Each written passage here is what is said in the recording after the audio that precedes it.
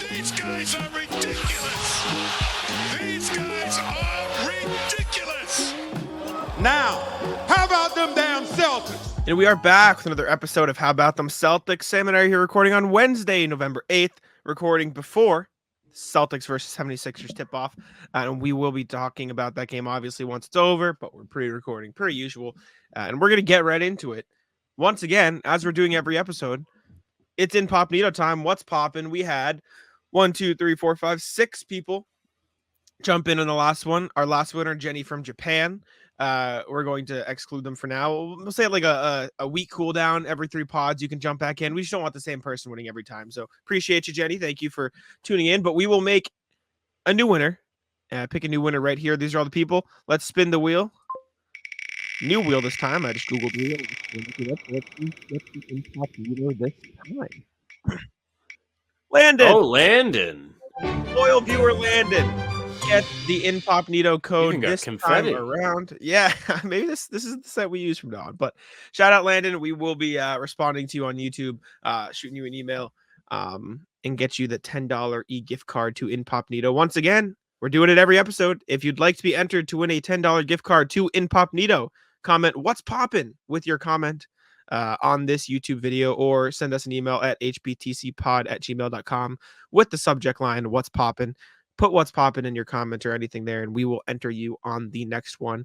We're doing it every podcast, so make sure to do that. But without further ado, let's throw it over to our future selves to discuss Celtics versus 76ers.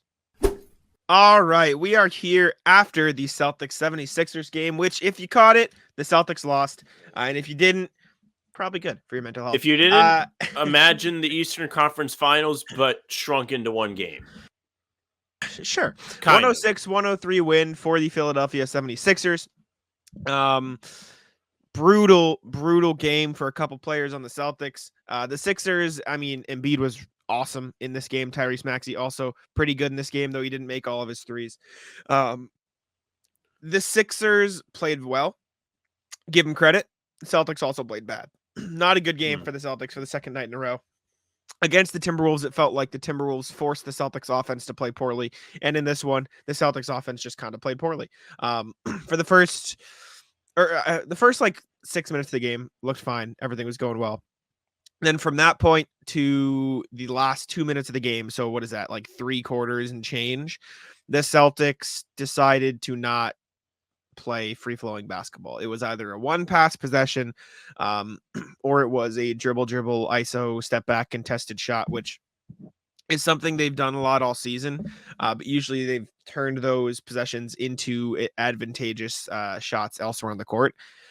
There was no off-ball movement in this game. There was no paint touches at times for long stretches. The Celtics spent their offense passing around the 3-point line until they found a shot they liked, which usually wasn't a good one. It was a mess. And then defensively, sloppy, right? Like Embiid's going to do what he does. Tyrese Maxey's going to do what he does, but they allowed far too many offensive rebounds. They couldn't keep their hands on the ball. Even on the offensive glass, Kristaps Porzingis dropped a couple. And then the turnovers were another big thing. Let me pull up the box score. The Celtics had 12 turnovers in this one. It felt like a lot more, and they allowed the Sixers to snag 12 offensive rebounds. Just not a good showing by the Celtics in this one.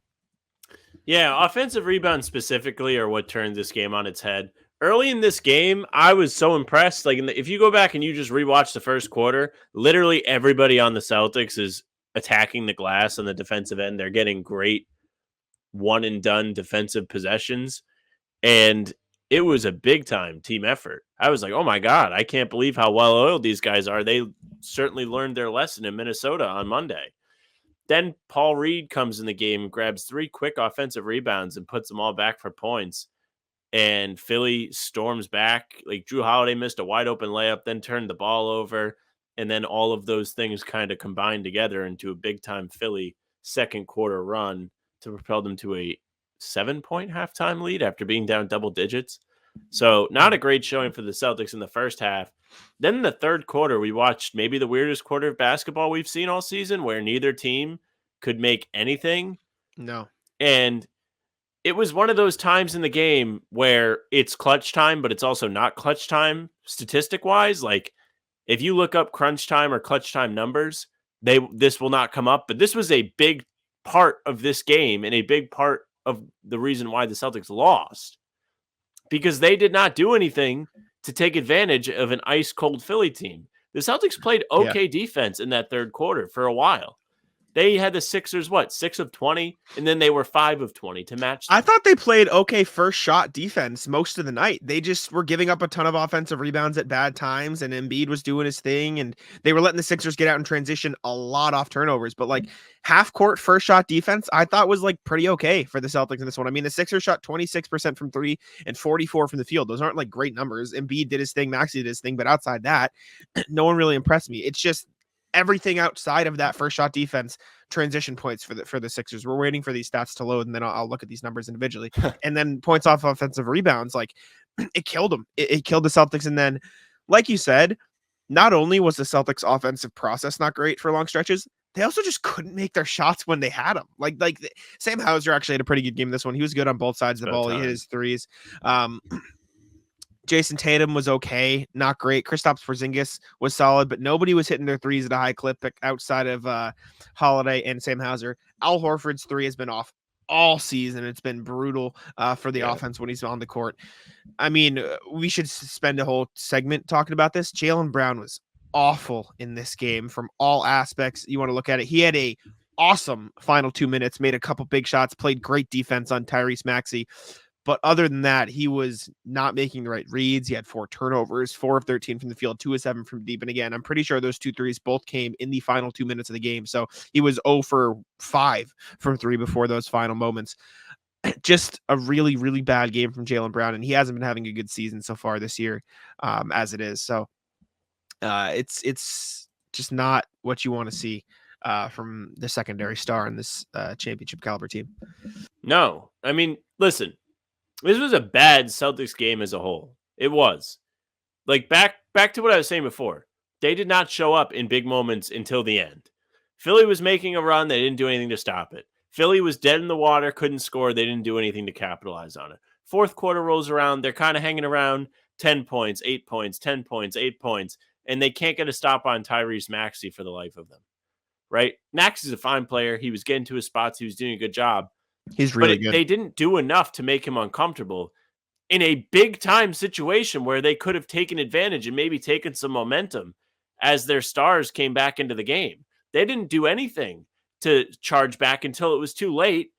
And it was the most Celtics thing ever. They built you up. They got you back in the game instead of just rolling over and being like, okay, well, they suck tonight. We're going to trash them, even though we're doing that anyways.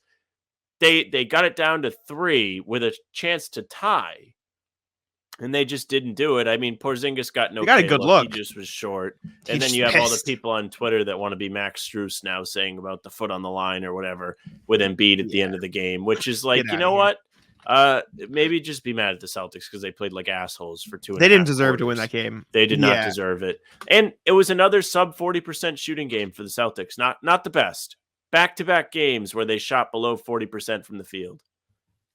Not what you want to see with one of the best starting fives with the most offensive firepower across the league.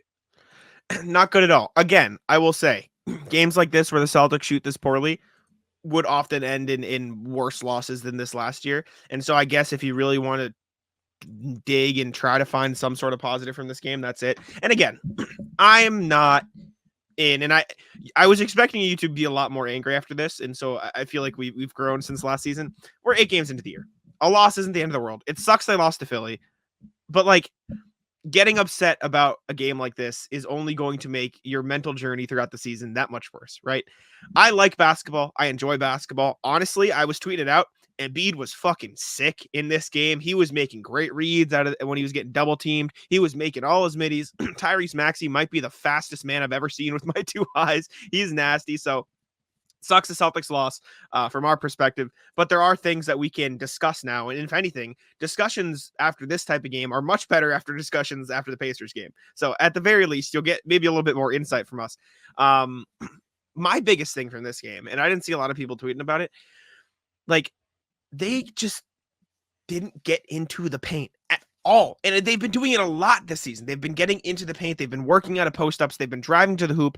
And in the last 2 minutes, they hustled. They played with intentionality. And that's the word. I was sitting here trying to think of the right word for it. That's the right word. Playing with intentionality. They played with intent. They tried. They made a concerted effort to get into the paint in the last 2 minutes. And look what happened. They stormed back from a 14-point deficit and gave him a chance to win at the end. Derek White got into the paint, made some great looks. Jrue Holiday finally got into the post and did stuff. And they just didn't do that for the entirety of the rest of the game. And like, you clearly see the difference between what works and what doesn't. So it doesn't make any sense they didn't go to that sooner. And also Jason Tatum taking less shots than like anybody on this team shouldn't make any sense unless it's a complete blowout on either end of the spectrum. So I am very, very much on your side. I like to see the ball touch the paint. I like the post-ups. I'm a big fan. The problem tonight and why they couldn't do it is because Embiid was lurking. He did a great job of making them uncomfortable inside. Philly threw multiple defenders at Tatum anytime he got near the paint, especially in the second half. And they made things very difficult on them. You could see Nick Nurse making a little bit of an impression on this Sixers team already compared to what Doc was doing last spring. They're really good team. The problem is Philly shouldn't always be able to do that, but because the role players on the Celtics have not been able to really consistently knock down threes this year, they can't really commit to the post up without just getting hassled. And if they're not making threes, they're not punishing the defenses for overhelping. No one was making threes tonight, and that was the problem. Nobody. Al Horford, 1 of 6. Pritchard, 0 of 2. Hauser, to his credit, 3 of 6. Holiday, 2 of 3. Besides that, Porzingis, 2 of 6. Tatum, 2 of 6. Brown, 2 of 7. White, 3 of 11. These guys have to make these shots in order for the post to be fruitful. But like, I agree with you. First off, yes, I agree. They need to hit their shots or else they can't get into the paint as easy. But to me, it felt like as soon as Maxey drew that charge on Brown, which was a good defensive play by him, it was a charge. They stopped going to it. Like Brown just stopped being as aggressive and trying to get into those spots. Tatum, I didn't see Tatum on offense for like the entire second half of the game. Why? Give Tatum the ball in the post. There, as much as I went on the pregame show and said, yeah, Tobias Harris is a solid defender. You know, they can probably put other guys on him. Nobody on this team is as good as Jason Tatum outside of Joel Embiid. Nobody. And they're probably close to the same level at this point. No one can guard Tatum one-on-one. Anytime he gets into the post, gets to a spot, and hits that little turnaround midi, it's a good shot. Every time. And once he makes them and gets comfortable down there, he can then pass out and find other guys. And I mean, you were saying Embiid clogged the lane. They did a good job of having him play that. I mean, they referenced it on the broadcast, have him play that Robert Williams role. But then you look at the end of the game where Jrue Holiday was in the post, Kristaps Porzingis was in the post. They found a mismatch. They were in a pick and roll, got him on Maxey, and then he went up before Embiid could get there and won. Jrue Holiday got in the post, went up before Embiid could get there. They found some offense there. Derek White drove the lane. Jrue Embiid made a pass. Like, these are the things you have to do to beat that. And the Celtics just kind of accepted that, oh, Joel Embiid's down there. We'll just pass around the perimeter and find a three.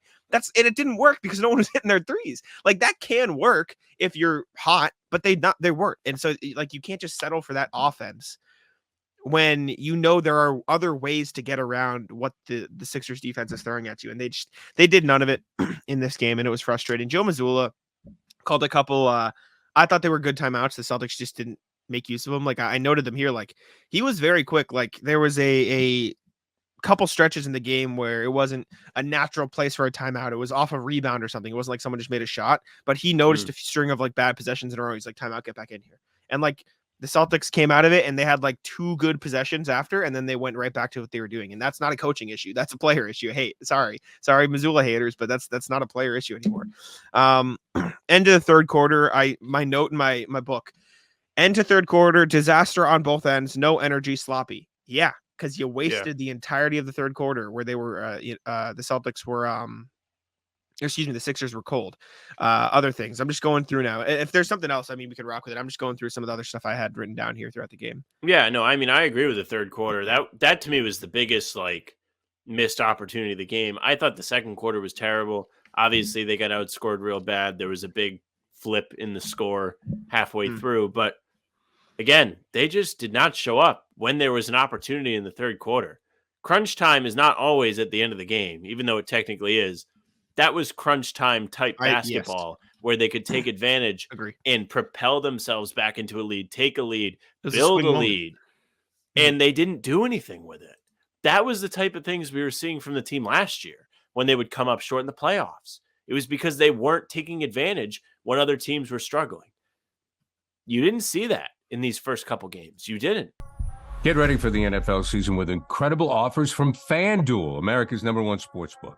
Right now, new customers can bet $5 and get $200 in bonus bets. Guaranteed. That's guaranteed. Plus, all customers who bet $5 will get $100 off NFL Sunday Ticket from YouTube and YouTube TV. Now is the best time to join FanDuel. It absolutely is. The app is easy to use, and you can be on everything from spreads to player props and more. So visit FanDuel.com/Boston. Kick off the NFL season with an offer you won't want to miss.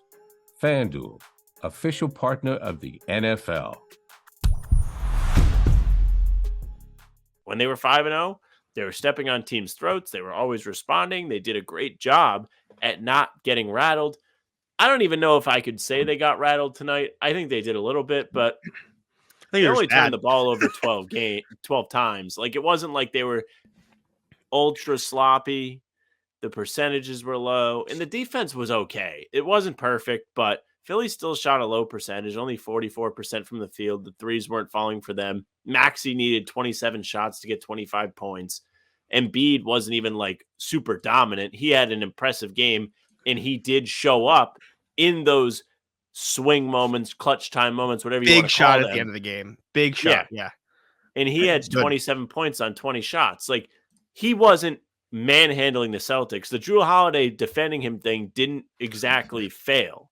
There were moments where good. Jrue Holiday made him very uncomfortable. He turned the ball over 6 times today. I was going to ask you that next. I thought the Jrue Holiday on Joel Embiid thing worked. I thought what failed is Porzingis on Embiid. He got cooked by Embiid. And, I mean, you could have saw that coming, and that's probably why you're seeing Holiday on the bigger guys, especially the more offensively gifted ones, is because they don't want Kristaps having to deal with the wear and tear of bodying Embiid or picking up the extra fouls that come along with it.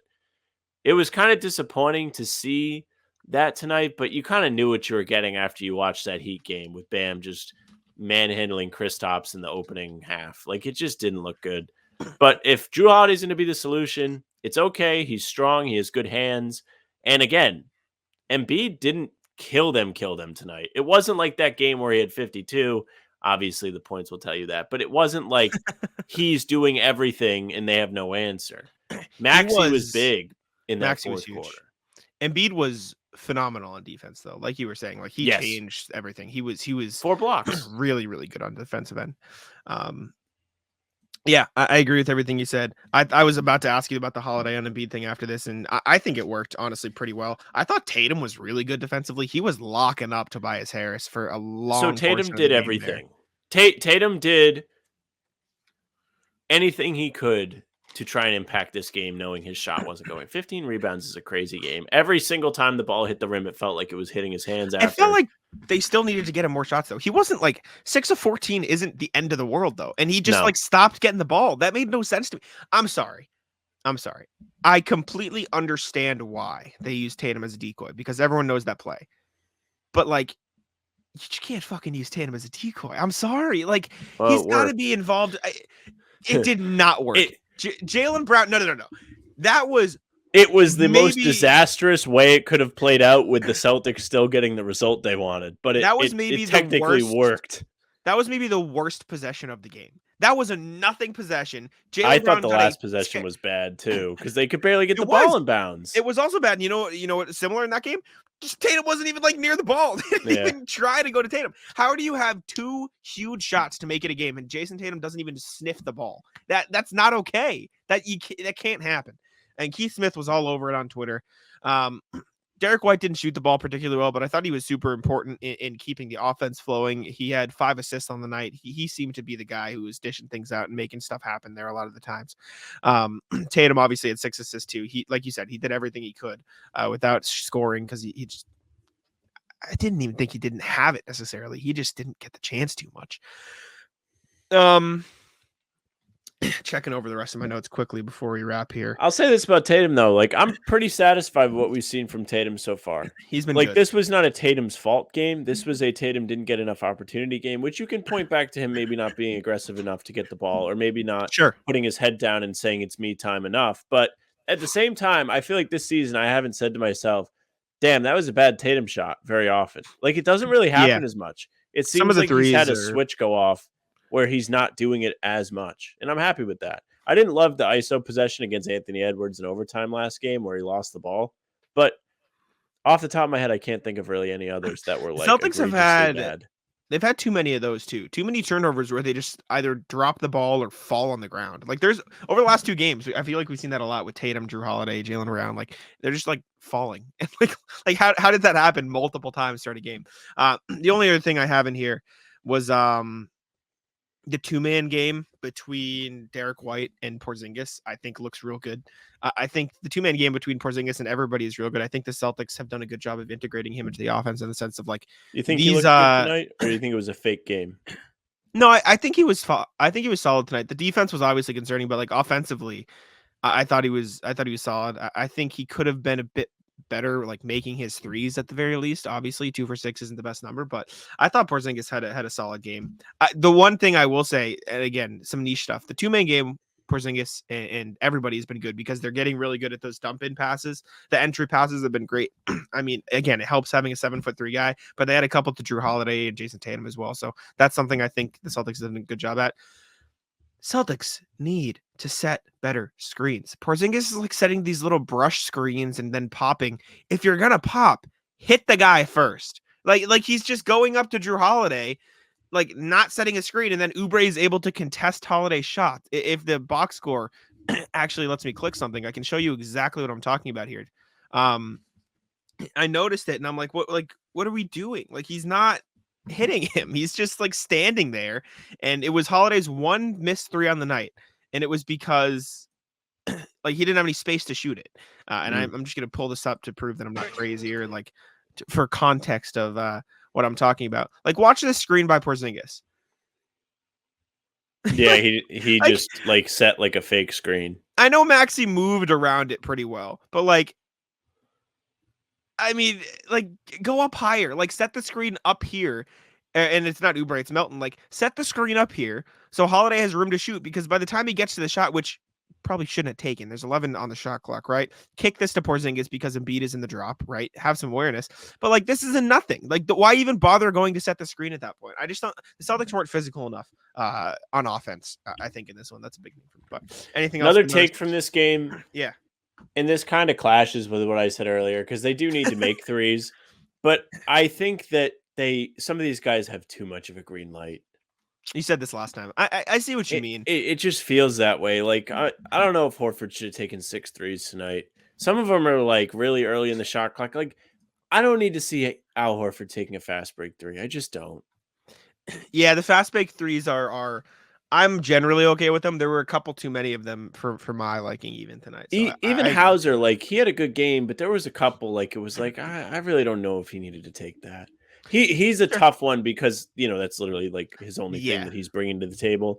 But at the same time, it's just like I don't really know if they need to fire up as many threes as they do, or at least in the situations that they fire them up. I don't know. They got lazy in that third quarter too, and you tweeted about it. I busted your balls, but it's a true thing. Like when you said they're relying too much on threes or whatever you said. Oh yeah, you said hacked. Yes. And then I responded with people can share your thoughts, Mr. Only Child. That was funny. That made me laugh. I also got a message from our Uruguayan, is that how you say it? Yeah. Friend on Twitter. Yep. He sent us a Peyton Pritchard game box scores of nothing. It is crazy. He has not scored in the last 5 games outside of that Pacers game. And then he said, thanks for the mention. 0 points, man. I can't. Pritchard's been, I'm going to say this. Pritchard has been really good everywhere else outside of scoring the ball. He's rebounding the ball well. He's dishing out very good. He's passing the ball very well, I should say. He had a nice pick and roll play that I actually want to watch because I didn't get the chance. I missed it because my head was down. Sam Hauser slipped a screen. Pritchard found him by the basket. But man, he can. Pritchard was only a -2 today. He wasn't even Like off close, the though. bench, he had the best plus-minus. But some of his shots, like they're not even close to going in. Like He's just in his rough. head, man. He needs. I mean, you would have thought the Pacers game would have been enough. Also, by the way, the Lakers getting murdered. To your point, though, I literally noticed this, and I wanted to mark it down so I could look at it. His shot is like he's not taking it fluidly because he is in his head. This is a deep three, but like watch this shot and tell me this is Peyton Pritchard's shot right here. Right? Tell me this is Peyton Pritchard taking a confident look. Look at this. Look how off he looks taking this. Like he knows he's like he's like, what is this? What is this hitch he's got? I know Paul Reed's right there, but like look at you like take the shot. If you're gonna take a shot, be confident. And again, don't love the shot there, but if you're gonna take it, like shoot it like you're Peyton Pritchard, not like you're fucking me on Sunday League. Like, come on. Shoot. Yeah. I don't know. They have Brooklyn again on Friday. Yeah. It should be a nice get right spot. They're going home. You got this in-season tournament. I don't know if they're going to care. I kind of care because I want to see them go to Vegas. But it's like it's a regular season game, but it has a little bit of stakes to it. So I'd like to see them show up. They really don't have an excuse to be bad against this Nets team again, or to continue being bad when they play this Nets team. Yeah, I agree. All right, let's throw it back over to our past selves. All right, hopefully we're coming back after a win, but we are going to talk about next Jaylen Brown and the in-season tournament. He was asked about it, and he said, I wouldn't choose the word excited, but I'm ready if there's basketball to be played. Our group will be ready. Listen, I don't really give a shit about the in-season tournament. Like, it's fine. You should. I understand why they're doing it, but it's like, we have my an opinion, investment. Well, yeah. It's cool that we're going to Vegas to watch the quarterfinals. When I say I don't give a shit, I'm more of the, if you are vehemently against it, I think it's stupid. Like, it doesn't really matter. Like I think a strong opinion either way is like pretty ridiculous. You know what I'm saying? Like, it's whatever. Sure. Cool. Fine. I think it's fine. I kind of like the idea. I think it adds a little bit of spice. I think once these games and groups start to heat up a little bit, teams are actually competing for knockout spots. It'll get to be a little bit more fun. Once the knockouts start to happen, it'll be even more fun. I just want to see the Celtics play well because I would like them to be in Vegas when we are there. Probably will lead to some fun content ideas. I don't think people are going to care about us being there if the Celtics don't go, but we're still going. So listen, win these games. You have a game against Brooklyn on Friday at TD Garden on the hideous green, stupid court that they have. And they'll be wearing the stupid jerseys too. But listen, win the games. They have Toronto next week, Orlando also in the group, as is Chicago. So very winnable group. Celtics are an absolute hoss of a team. Realistically, there's just no reason they shouldn't make it out of the group. They should be able to make it to Vegas. I mean, we're not asking a whole lot. Just beat up on mediocre teams. They should be able to get to Vegas. Their group is probably pretty clearly the worst in the entire tournament. I mean, you have the Magic is the only other real threat. Like the Bulls and the Raptors are actually playing all right. Scotty Barnes looks good. Dennis Schroeder's been playing well. But the Bulls stink. The Nets are meh. So Celtics should make it out. We'll see what happens. Jaylen Brown clearly is pretty middle ground on it as well, but hopefully the Celtics can make it out of there. But next thing we got is from a Bleacher Report article written by Eric Pincus. And he's 2024 free agency storylines and predictions, et cetera, et cetera. And he predicts that the Celtics will extend Jrue Holiday, which is an actual conversation that needs to be had, considering that's why I put it on and how expensive. Yeah. Eric wrote, the Boston Celtics didn't trade for Jrue Holiday to lose him in free agency. His player option is high enough that he may just choose to opt in, or with the rule change in the new CBA, he could opt out and re-sign at a lower starting figure if a multi-year deal makes that worthwhile. Prediction, which is from Eric Pincus, excuse me. He opts out and extends at $30 million starting salary, similar to what Chris Paul did with the Suns in 2021. And I mean, we've said this when people have asked, do it. Like, it's Jrue Holiday, Derek White are the guys you need to lock up. Obviously Jason Tatum, but that's like a no-brainer. It's not even a conversation. So get them both locked up, probably both similarly around that $30 million mark, and move forward with this core and eat the salary. Yeah, Holiday and White have played extremely well together in the backcourt. Just from a very small sample size, it seems like having the two of them is going to be important to your success. Of course, having only one isn't the end of the world, but you saw Celtics never lost with both of them, hopefully. They lost against Minnesota on Monday. Also, I don't think the Celtics are going to trade for Jrue Holiday and give up draft picks and Rob Williams, who's now injured, without the idea that they're going to keep him around. It wouldn't make a ton of sense for them to be like, okay, rental time, right? I think they're going to keep him around. This isn't a crazy figure. I like the explanation of, what they're actually able to offer him, when they can do it. I just think it's important for people to start to think about it. So if he's getting $30 million to be extended with the Celtics, absolutely fine with me. Not my money. What do I care? Pay him. And it allows you to keep guys and talented guys around with the new CBA.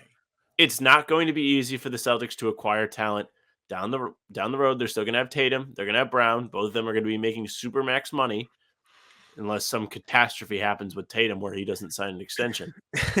Yeah. I mean, you're not going to have a ton of flexibility. It's important to secure the talent that you already have. Saw him do it with Porzingis last summer. They should do it with White and Holiday, like you said. Keep the core around. And draft well. That's the next key. Mm-hmm. You also saw him do it with Pritchard, regardless of his early struggles. Like, that's another guy who can play actual minutes for you if you need him to.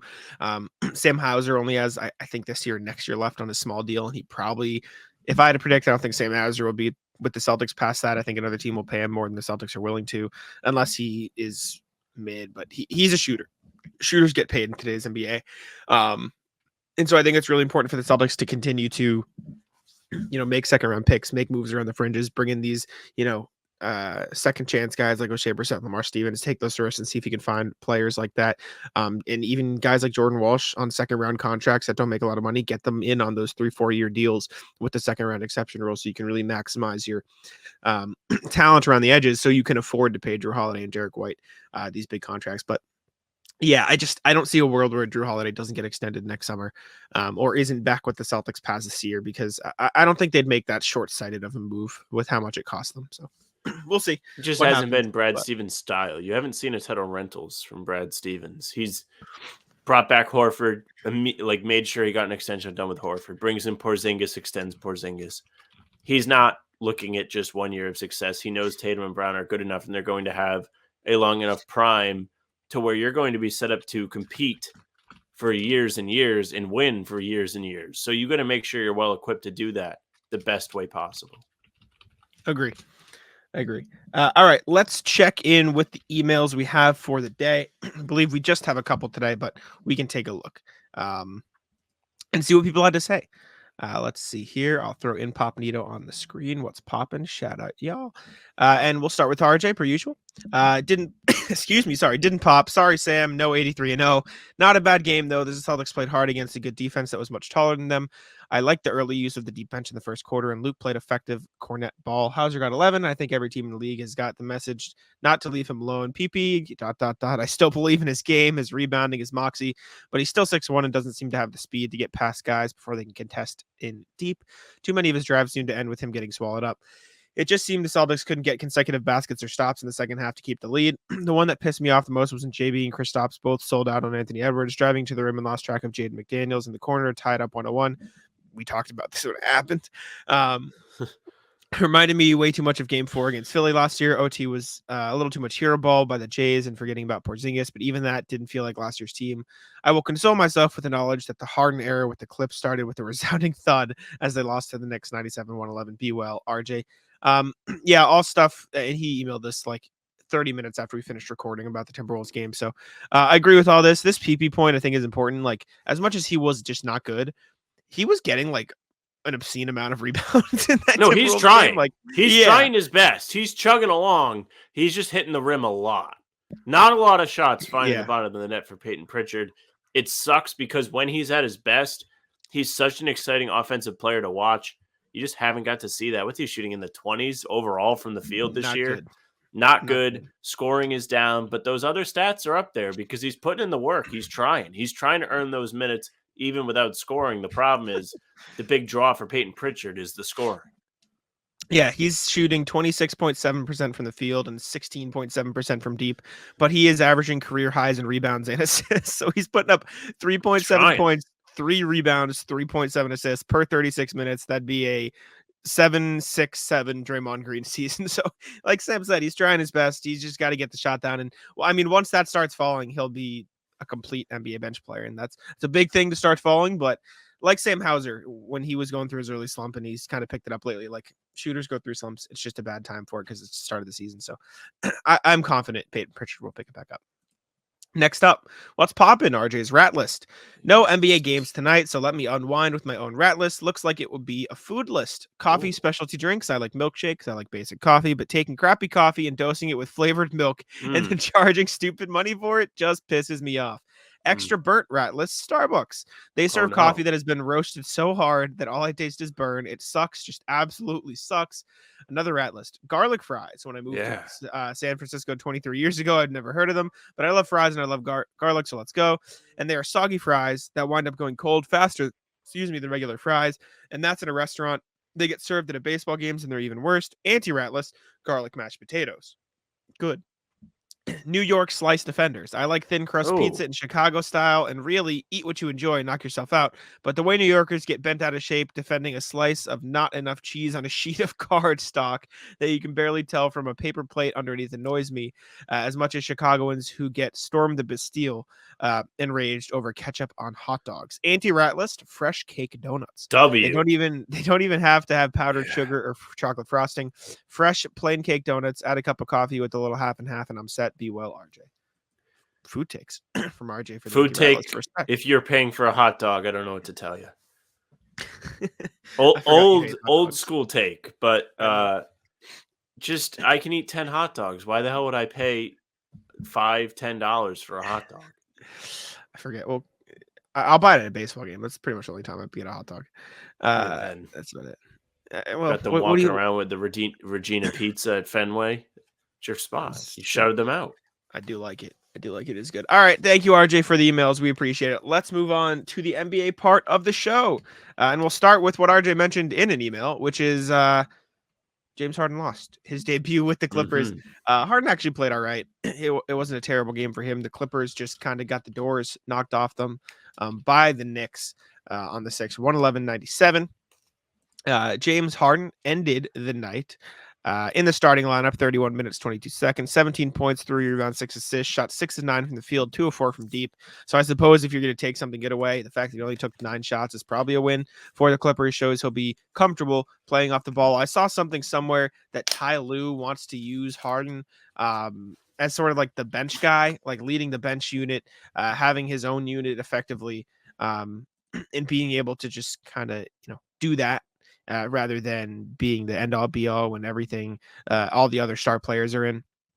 I can't remember where I saw that, but I remember seeing that tidbit. So we'll see how they end up using him. I think it's going to be an interesting dynamic. The talent's clearly there. Even Russ has been playing well in the Clippers jersey. So they've got a good starting lineup with him, Harden, Russ, Zubac, Leonard, and George when they're all healthy. Mason Plumlee did get hurt in that game because Julius Randle ran into his leg. So they'll probably be without him for a little while. But I'm not like out on this Clippers team. I'm out on the health of this Clippers team, if that makes sense. Like they have the talent. It's just I don't think they'll be on the court long enough to show it off. Yeah, I mean that's fair. This Clippers team has not really been able to play as a unit since they came together because of injuries. Kawhi's missed a lot of time. Paul George has been out at times. Russ, since he joined the Clippers, has been good to his credit. There's a lot of questioning happening online in the NBA community. Is Harden's arrival going to screw around with how Westbrook plays? It could. I know you kind of disagree with that because you think they can kind of coexist. But if you're going to ask Russ to play off the ball, it's going to be kind of tough. It always will be. One of them playing with a bench unit is something that makes sense. I saw some takes saying that is the direction the Clippers should head in. And I think it was Westbrook, though, that was going to be the guy that a lot of people wanted to see play with the bench.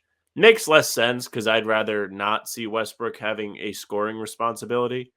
But it does make sense if you want as much star power on the floor as you can possibly have, if that makes sense. Yeah. I think they'll figure it out. I mean, I think it's going to be easier for them to play together. Like when you talk about, playing Westbrook off the ball, he's not going to have the ball in his hands 100% of the time anyways, right? Like Kawhi is going to have his possessions. Paul George is going to have his possessions. So it's not Sure. like every time Russ is on the court, he'll always have the ball. So I think it's like he's fine playing off the ball some possessions because as long as he's not doing it as much as he was in LA, where they're just basically asking him to be a spot up shooter, which I don't think will be a problem with James Harden because he's more comfortable off the ball. I think it'll work out. I don't think they'll play a lot together. So that's where I'm at. Good luck to him. You saw just one more thing. I mean, you saw how much Harden was potentially holding back Maxey in Philly, who has had a career start to the season. Who knows what he did against the Celtics today? But he's been really great through the first 6 games for Philly, 25.5 points, efficient splits, won player of the week the first week of the season. Without Harden there, the training wheels are off. I don't know if that's fair to say holding him back. I don't think it's Harden's fault that he was holding him back. I think he was, it's not like they were a bad team. Well, yeah, sure, but I mean, you could say Jason Tatum's presence is holding Jordan Walsh back. Do you know what I'm saying? Well, yeah, but that's I just don't think that's fair to James Harden. Like, I don't think you can blame him. Like, of course Maxey's going to play better because there's another the person's not there in front of him. I understand what you're saying. I just don't think I don't think that translates to the Clippers because it's like might translate to Westbrook specifically. I guess, but Maxey's averaging 7.5 assists per game. It's not really a skill he was able to show off last year. The responsibility was not there, like you say. Like Harden being there isn't a direct correlation with him playing worse per se, but at the same time, it felt like the Clippers went and got Harden in a situation where it's not necessarily needed. Like, sure, they weren't a world-beating team, but Westbrook was playing well. Well, yeah, but I don't think this restricts even if Westbrook doesn't have the same opportunities, I still think it makes the Clippers a better team. I mean, you're talking about James Harden instead of Batum, Marcus Morris, and you know what I'm saying? I don't think Russell Westbrook not being able to have the ball as much is saying, well, that's going to make the Clippers worse. I think it's just going to adjust his role and maybe he's not quite as effective, but I still think the overall direction of the Clippers is up after the trade in terms of talent. Yeah, I mean, if you had the opportunity to trade James Harden for Russell Westbrook, you do it. Yeah, but I still think Westbrook will be fine. I don't think he's going to be useless now. We'll see. I don't believe that he's going to be as effective. I'm not saying he's going to be as effective, but I'm not saying I don't think it's going to go, oh, he's playing great to he's a dead contract. I think it'll be different and they'll have to adjust the difference. I think he's going to struggle to adjust. All right. We'll see what happens. Let's take our look around the NBA as we do on every podcast now. Sam, I know you noted a couple things you wanted to talk about, so I'll let you start here while I take a peek. Yeah, just looking at the standings. I mean, Sacramento 2-4 jumps out at you after they were the 3 seed in the West last year. Of course, De'Aaron Fox has missed some time, but they are kind of far down the standings. It's really tough to get excited or down on any team right now. But it's surprising to see them so low. They're alongside teams like Houston's down there, even though they're 3-3. Portland is above them. Just not the best company for the Kings. Yeah, I think, like you said, it's so hard to judge teams this early in the season because certain teams have played harder schedules, certain teams are dealing with injuries, all this stuff's happening. So I don't think it's fair to take too drastic, but it definitely is weird to see the Kings that far down. I'm going to just keep saying it until it happens. The Bulls stink. They're bad. They're so bad. It's painful. And they just won against the Jazz. So they're going to be hyped. That's even worse. I know. I hope they get squished by the Suns tonight. Bradley Beal making his debut tonight as we're recording this finally. So thank God. I've had him in fantasy. It's about time he took the floor. Good for him to getting on the court. The Hawks are 4-3, which is pretty mid, but that does put them at 4th in the East right now because it's pretty jam-packed in the standings out East. I will say it is odd. I haven't gotten the chance to watch too much, but we've spent the majority of the summer saying we don't think Trae Young and DeJounte Murray can work together, and you say, oh, they're 4-3 is not bad. Trae Young's been awful. He's averaging 22 points, 34% for the field, 27 from deep. He's still averaging 10.5 assists, which good for him. But DeJounte Murray is averaging 23 points, 50% from the field, 38-5 from deep, 5 and 6. So I'm not saying they should trade Trae Young, but the only reason this is working as well is because DeJounte Murray is shooting that 38% from deep. You can make an argument you'd rather have one of the over the other. I still don't think it's fair to like completely say Trae Young's a bad player, but one clearly has weaknesses where the other doesn't, and vice versa. So there's that fun story as well. Jalen Johnson has been like really good this year out of nowhere for the Hawks. He's averaging 14 and 9 on like 58-32 shooting, starting for them. John Collins is holding him back. Yeah, literally. They give him a little more opportunity, and it's crazy what you see. Cam Thomas is still like, I know we talked about Cam Thomas on a recent podcast because the Celtics played him. Shit's crazy. he's just like, we talk about the Nets being a great place for any starter to or any star to go and be like, oh, they're cool. There's like, you know what? Cam Thomas is that guy. He's gonna be our bucket getter. He's gonna take 22 shots a game. He's taking the third most shots a game in the NBA right now. That is crazy. The only people taking more shots than him are De'Aaron Fox, who's only played in 3 games, and Donovan Mitchell, who is taking 0.1 shots more than Cam Thomas. Granted, Cam Thomas is shooting 33% from deep, but he's also shooting 48% from the field. So it's like, it's not like he's woefully inefficient. And he's only averaging 1.1 turnovers a game. Like he's just clean. He's playing real well. He's playing real well. So respect to him. I don't know. Yeah. I don't know if Cam Thomas should be the most surprising breakout guy. Not to say that it's not impressive that he's climbed up towards the top of the league in scoring. I don't think anybody thought it would be that crazy, but he did have some really great moments last year when Kyrie wasn't playing or after Kyrie had left, where he was given more opportunity to try and create and be a scorer. He had a couple 40-point games in a row. He had the moment where he was like, ain't shit funny. And everyone on the internet was like, that guy's awesome. So it's kind of cool to see him getting off to a start. The Nets are a fun team this year, which means we are all insulting them because no one actually takes them serious. But most improved player, Loki. He's probably the one most improved at this rate. He could. Him, Anthony Edwards, who might not get the credit because he was already kind of good. Yeah. Yeah, I agree. Quiz for you. Where was Cam Thomas born? I don't know, man. You could say where was like player X born for the whole league, and I wouldn't know from the majority. There are only 2 other active players born in this country. There's your country.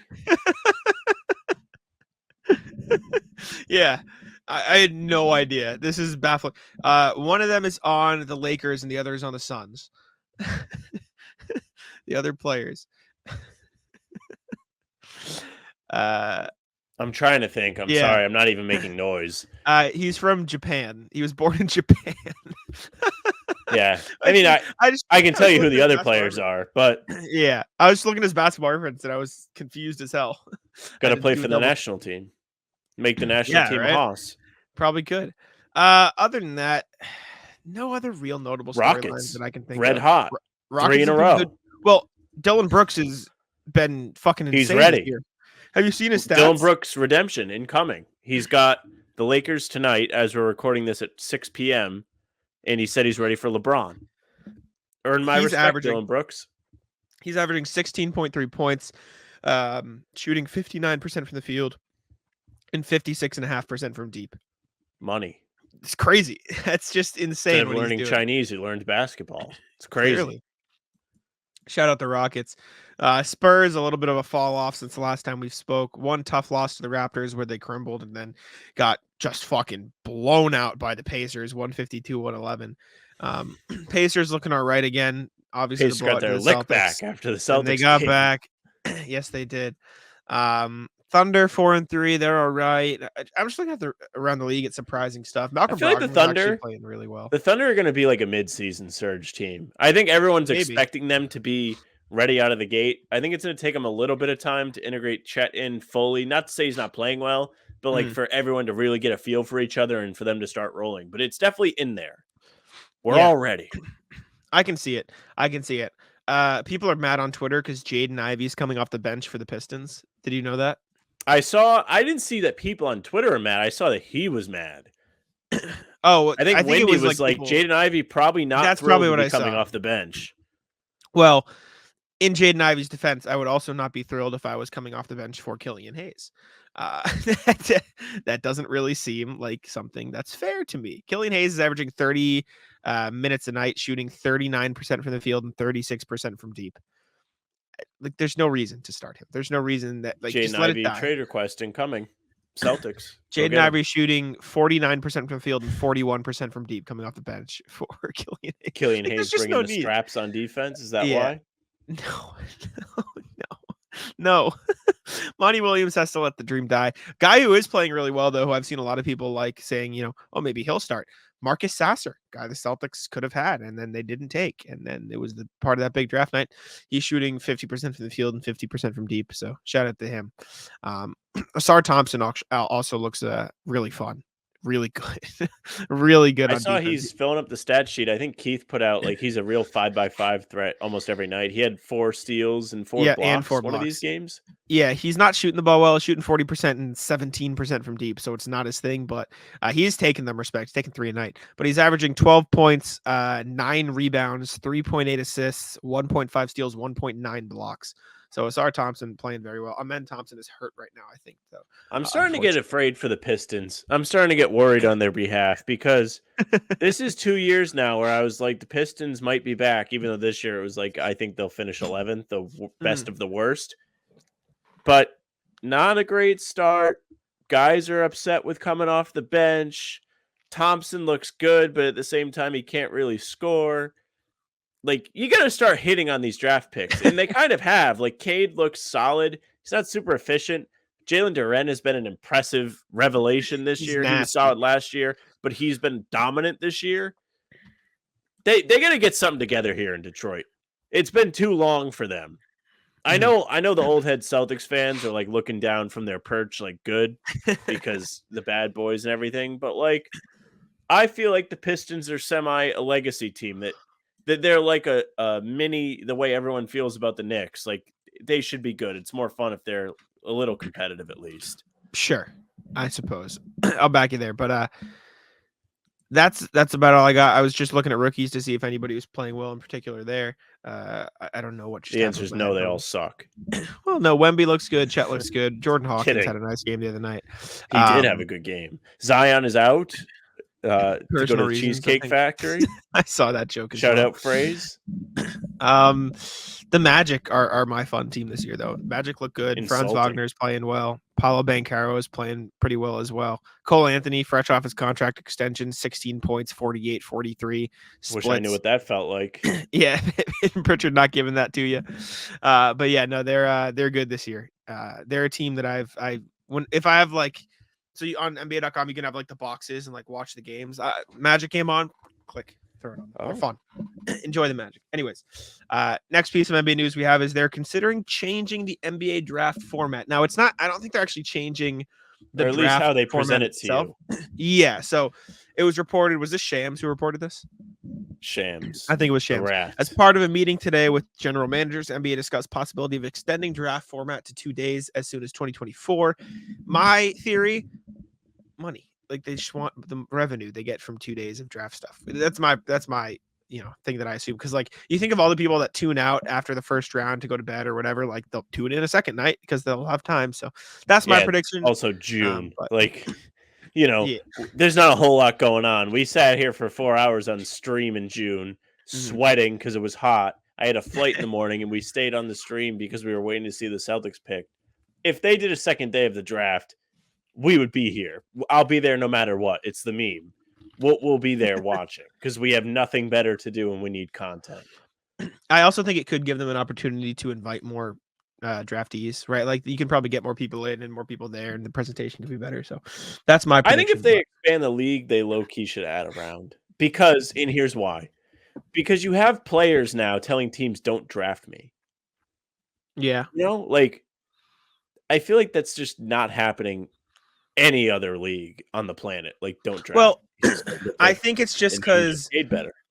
Yeah, they can make more money if they don't get drafted, and I don't think that's not going to change if you add a third round. You'll just have I think if you add a third round, you're just going to have more overseas draft and stash, more like people who aren't going to make the team in general. They should do 7 full rounds like the NFL.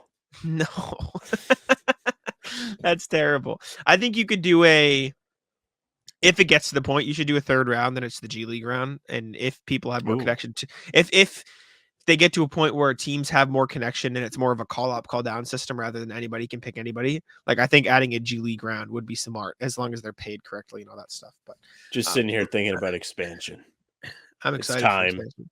It'll be It's time. fun. There's too many players that are good. You've been out on expansion for a while. I'm glad you've come around. I've come around because like I'm seeing somebody like Peyton Pritchard last season just sit on the bench. Now listen, it's not really a great case for me right now to be like Peyton Pritchard's a really good player and he should have more opportunity because he's missing almost every shot.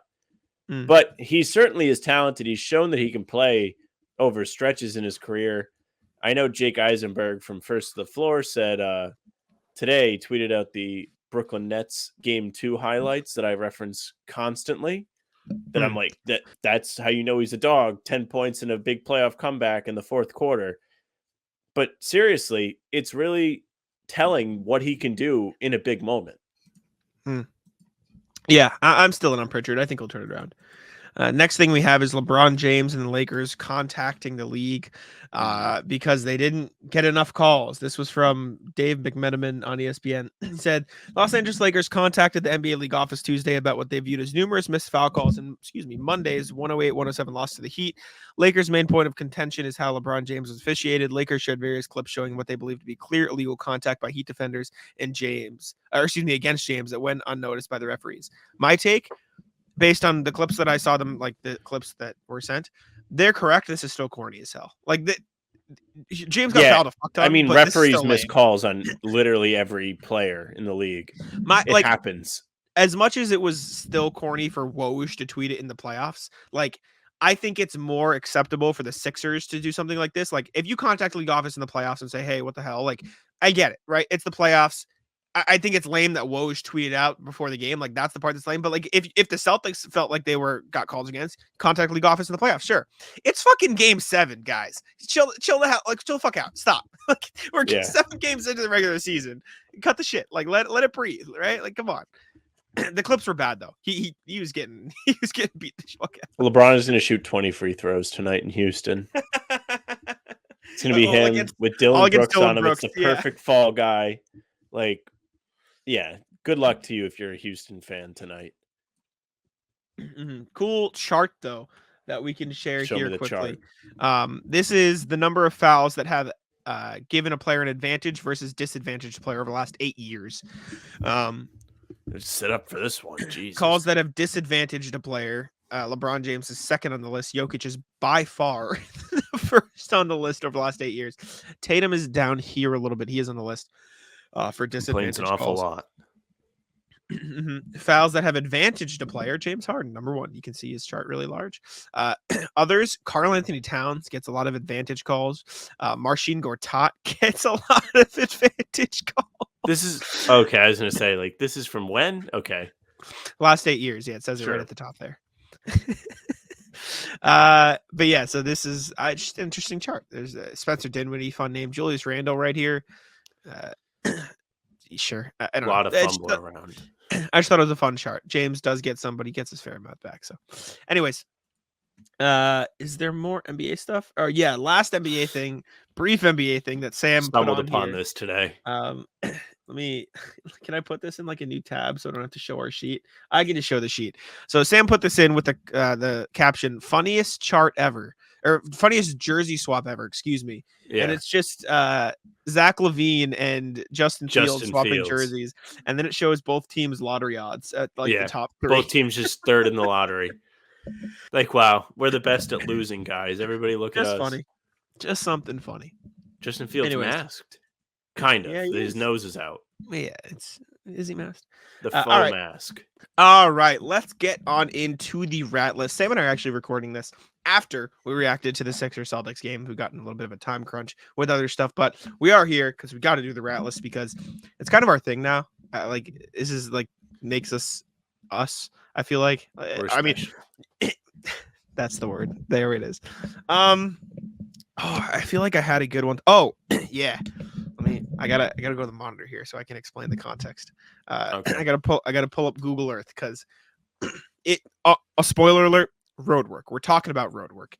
I mean, they have been doing road work on this street that I'm about to show you for weeks, right?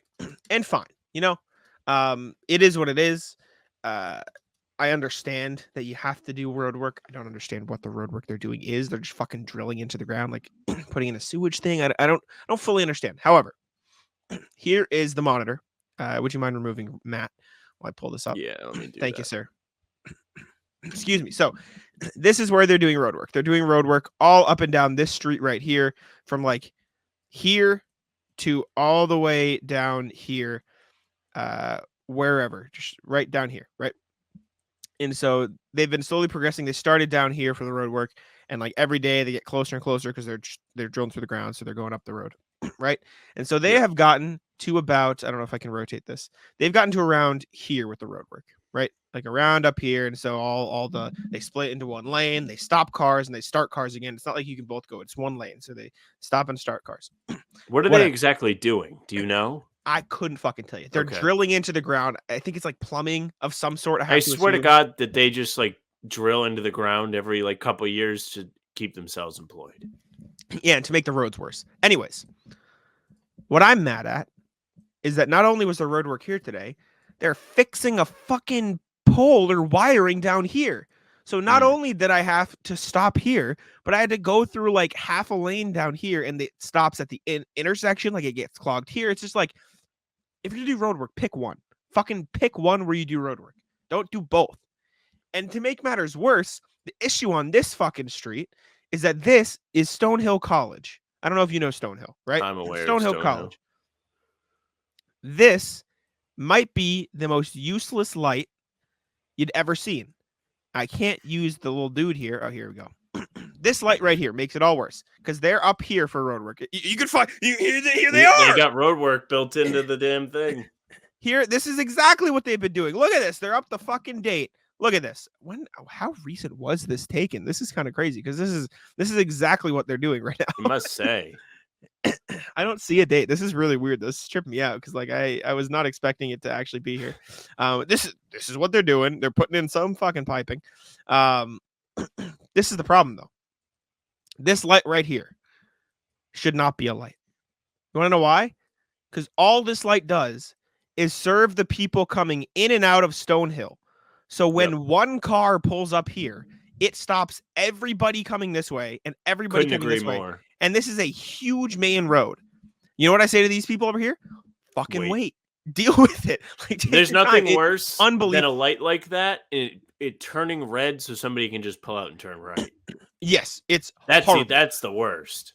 I wonder if they have if this is like taken today or some shit. I want to see if they have the people doing the wiring. No, they don't. But this is the problem. This is how far it goes down. This down here, blah blah blah, and they stop you at the top of the hill. But yeah, the road's a mess, and it's like on the exact road where I have to go to where I'm going every day to let my aunt's dogs out, and it's a bitch. I'll put it that way. It's out on road work during the day too, guys. No, it should be right in the middle of the night when no one's driving. Couldn't agree more. Out. All right. So, Ratless the wind. We're back. It is November. It has begun to get cold out, and that means the wind is my mortal enemy.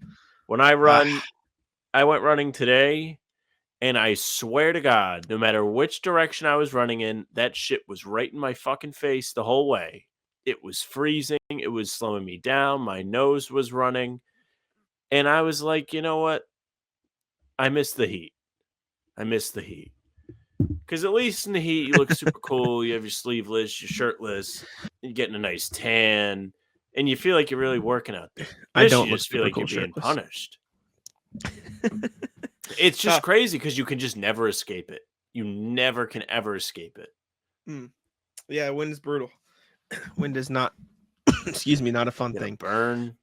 Horrible. Tough. I had something, then I lost it. God damn it. I'm like a mess. Why do you not write these on the sheet? I don't know. There's a space for it so you don't lose them. Ratless Chick-fil-A for getting my sauce today. That's yeah. What kind of sauce? Just the Chick-fil-A sauce? Yeah, I just got no sauce. Like I just got no. They sauce have a zillion sauces. It could have been very, very many sauces. No, I know, but the fact that I got none is like crime. Like how are you gonna forget? Like that's your whole thing. right? Well, chicken's their whole thing. But like, how are you forgetting the Chick-fil-A sauce? You sell it by the bottle, and you're gonna forget the sauce. That's horrendous. That's unacceptable behavior. You can go again. I've got nothing to Rat think of something. List, the commenter on Celtics blog. So I did the game preview today, and like, Yeah. posted it. Like, I usually read the feedback from people just in case like I'm saying something wrong or whatever. I want to become better. And this is just a pretty straightforward game preview. Like, I previewed it, talked about the Sixers, talked about matchups, talked about keys to the game. And then I got somebody that says, "What happened to Celtics blog? What happened to Celtics blog? Buddy, I just wrote the piece. I wasn't even like a dickhead in this one. I did the one earlier today about O'Shea Brissett talking about that weird-ass Timberwolves account. That Yeah. one, okay, fine. Like, if you want to be like, this Oh, is we didn't weird, even why talk are you about that on the posting show. this?" We were supposed to That's talk about fine. that. I forgot about it.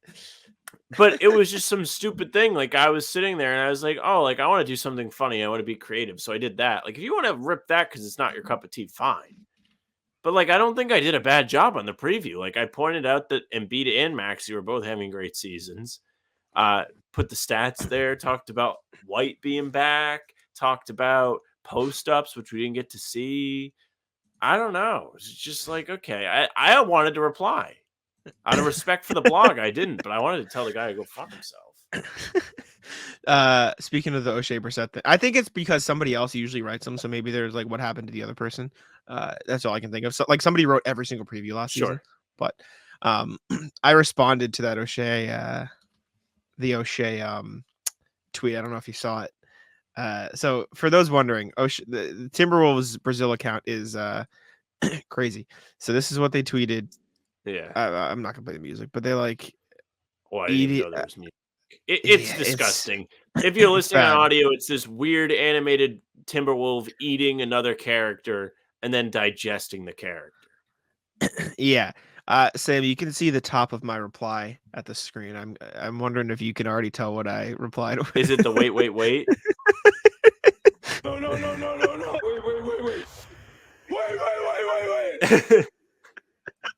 I thought it was funny as hell. That is just never not funny. It's so I have it saved on my computer and I just type like to my files, I just type in wait and it pops right. It's fucking phenomenal. I have some good videos on my phone, but I don't have anything on the computer locked and loaded like that. I have What to is do a on scroll. your shirt? What are you wearing? Newman. From I have the Seinfeld? Newman fleece on. Yeah. People, this is a very polarizing piece of clothing because some people think it's great and they're like, I love your fleece. And then I have people being like, that is hideous and heinous. Take it off. You know what? I can relate because I wear Crocs in my everyday life. Yeah. The same thing. But this is a fine piece of clothing. It's warm. Good for this time of year. I busted it out today. I was feeling, jolly. I like it. And now I I'm not. enjoy it. Well, yeah, that'll happen. I'm gonna rat list. I enjoy this time of year for the weather. However, I don't enjoy being too hot and too cold at the same time when I'm inside. Does that make sense? Do you know what I'm talking about though? Kind of, Like, because you can't really dress for the day. You wake up, it's kind of cold. You go through the day, it gets warmer. Then you're like, damn, like I'm kind of hot now. Then you might like take your jacket off. And then you go outside again. It's like, damn, now it's cold. Like when I'm out and about, like when I'm going into the garden, when I'm going over to my aunt's house to let her dogs out, like I enjoy the weather. I enjoy being able to put on a sweatshirt, being comfortable because I feel comfy. It's great. When I'm in my house and I get in my room and then I am sweating in my hoodie, and so I'm like, okay, I want to keep wearing my hoodie. I have an AC unit. I'll turn the AC on. Then I'm like, oh, I'm cold now. I'm just gonna take the sweatshirt off. And then I'm like, oh, I'm hot. I'm cold again. It's frustrating because I want to wear my sweatshirt, but then I get too cold and I'm wearing a t-shirt now, as you can see. So out on the in and out, and then my feet are cold. Like so, I've put like Do you the wear heater on socks the desk. inside?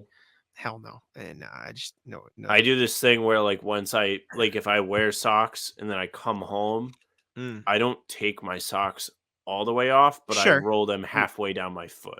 So like my toes have a sock on it, but my heel is exposed. It's bizarre. I don't know. I like to do it. I can't talk about bizarre. I wear my socks inside out. Why? All of them. It's more comfy because the seams don't hit my foot. I guess. I swear I've got like sensory issues. I'm like I got problems. That's where I'll leave that conversation. Yeah, man. I'll anti-rat list. So we got food my family the other night, and I get scallion pancakes with like beef in it. It's good. But DoorDash doesn't you can't get a refund if they're out of something. You just kind of go with it. And so they didn't have beef to put in the scallion pancakes. So they just gave us regular. But the restaurant sent an envelope with their order saying no beef. Here's a refund. They just gave me cash. So it's like they could have just said like, sorry, we'll take your money. But like W restaurant for just being like, yeah, we didn't have it. Here's some money back. So exactly, because you usually don't get like if you order that from like Chili's or Wendy's or like a big chain, they're just like fuck you. But shout out to this Japanese place we got. It was good, fire. So, anyways, yeah, run it.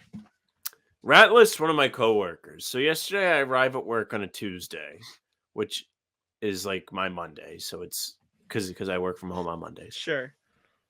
And I'm walking in. Now, to get in the building, we all have badges. So you got to use your badge to get in to unlock the door. If you work in an office, you probably have something similar. Now, it's how buildings work, yeah. Yes. I am a fair distance behind this person.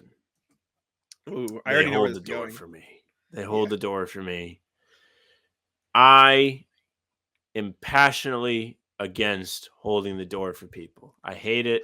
It's my least favorite, like, quote unquote, nice thing that other people do for people because it's a massive inconvenience. One, like I can open the door. Like it's a nice gesture, but I have to do the little run and you gotta then make weird small talk, which I hate small talk more than anything. And anyways, it's just like more inconvenient. Like if I'm not right next to you, you don't have to hold the door for me.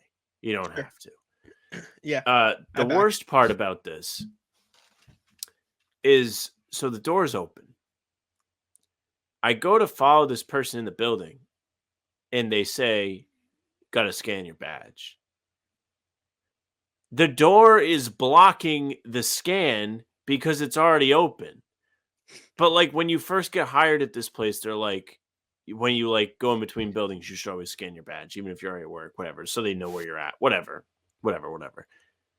Like, so you're going to make me do the trot and then I'm about to follow you in and then you stop me? Yeah, that's a great rat list. Like that's a what terrible start to your week. Just leave me alone. There is no reason to do that. There's no reason. Do we know to this person? Like, do you interact really. with this other person? Okay. No. I wasn't sure if it was like one of your boys or one of No. If it was one of my boys, it's one of my boys. Then it's like kind of funny and like they're. If it's one of your boys, balls. yeah, I know. But if it's one of your boys and they actually do something right, you can actually call them out. I wasn't sure if it was like that. It was just random. No. Okay, yeah. And I was just like I actually like almost like got mad at them. Like I was almost like visibly irritable towards this person because I was already in a mood yesterday. Like as I went in, like I think I slept. Yeah, because we had the late show Monday because that damn game went to overtime. So I didn't get up and run and go to the gym and everything. I was off my routine. And how mad would you have been if the Sixers game went to OT? Not that mad because it's early end. Like it's whatever. Okay. True. And like if they won, I would have been fine with it. But if they went to OT and lost, I would have been pretty pissed. But I was already pissed. Like they already like effectively like did the same emotional twist of coming back and then just losing. Yeah.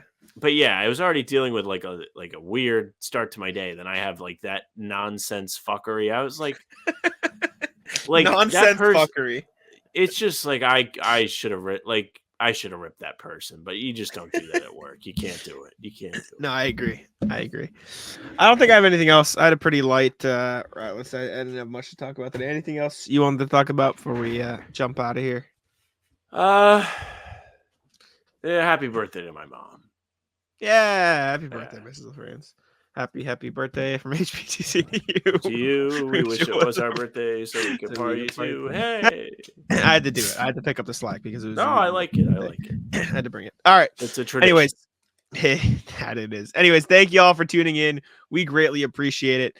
Make sure to subscribe to How About Them Celtics. Once again, if you are listening, make sure to comment on the video with what's poppin' to get yourself a chance on the wheel to win some Incognito popcorn, a gift card, $10 gift card to go get yourself some popcorn. Got mine right here. Incognito, great popcorn. Thanks to them for sponsoring the show. Thanks, y'all, for tuning in. Subscribe to How About Them Celtics. Leave us ratings on Spotify and Apple if you so please. It would help us very much. And yeah, that's about it. Let us know what you think of the loss. Unfortunately, second time in a row saying that. Anyways, I'll let Sam take it out. Hey, thank you very much for listening or watching. We do appreciate it very much. If you're on YouTube, make sure you subscribe to our channel. Hit the notification bell so you don't miss any of our daily uploads or our pregame live streams, because those are a lot of fun. We had a good one today. You can also find us on Spotify and Apple. We have our full-length pods there as well, just the audio versions, and you'll get any game recap for a day that there is no pod. So Saturday morning, you will wake up to a new audio 10, 20-minute thing because they have the Nets game, and we're not doing a full pod. You can follow us on socials at How About Them C's. It's Twitter, Instagram, and TikTok. Facebook is just the name of the podcast. Jack and I are both writing on Celtics blog, so just check out the articles, leave a comment, tell us what you think. You can follow Jack on Twitter at JackSimoneNBA. You can follow me at Sam LaFrance NBA. That's it for us. Bye. Tic-tac-toe. Come on.